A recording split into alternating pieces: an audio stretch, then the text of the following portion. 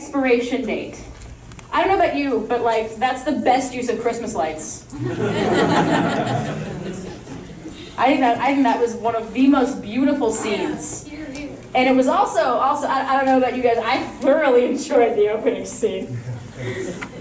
That was great. It's very simple. One room, one apartment, two people. A slice of life, moment in time. This distilled moment. The moment you think about 10 years after a relationship's over and you go, oh yeah, that person I loved then. He felt for the younger guy, I guess. Because he was obviously feeling hurt and the other guy wasn't as much. Is it hard to hear someone say, like, are we even going to be talking in a year? When reality sinks in? Yes. I think it was more like when he asked that question, and I think the afterthought was you should just live in the moment and not worry about the expiration date.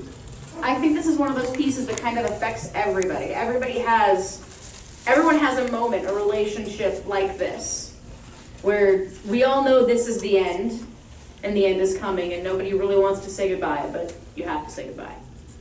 And in that sense, it kind of affects everybody in a different way. Because this is a very soft film. Yeah, it's got a really nice look to it. It almost feels fantastical, or like it's shot at Christmas time, you know? It's got that soft glow around it.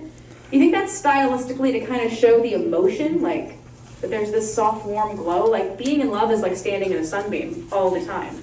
I could be corrected if I'm wrong, but that first scene is really the only dialogue between them that is naturalistic in any way, right? That are themselves talking to each other. You mean the makeout scene? Yeah, the makeout scene is very, very, very minimal what they say to each other, but it sets, right, the scenario up in just a couple of exchanges, and the rest, it's all looks and physicality between them, game playing. They're talking through games, but there's no content to it at all. Overhearing, talking with the friend, neighbor.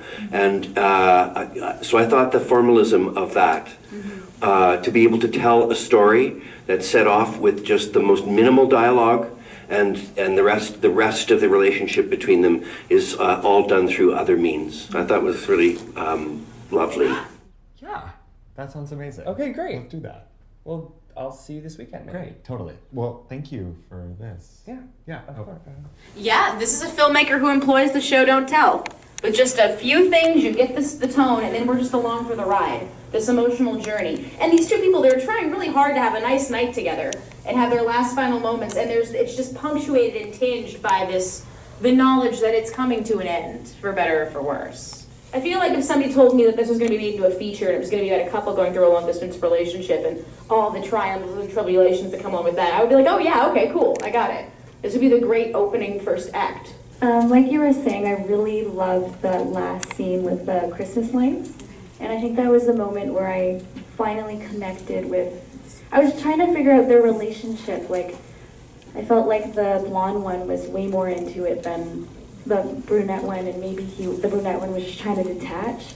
But I couldn't tell until that last scene, and I was really enjoying it. And it just ended so soon. I really wish it lasted longer, and I felt like I was hoping for another scene. Some like last scene to kind of tie it all together. I think that might be the metaphor. It ended without an ending. And so many relationships do. I sort of felt like the ending had been explored within the middle of the piece, and the actual ending of the piece was a nice coda, but we all know what is coming. So it was nice to like end on that nice moment with them together, even though we know the next day is right around the corner.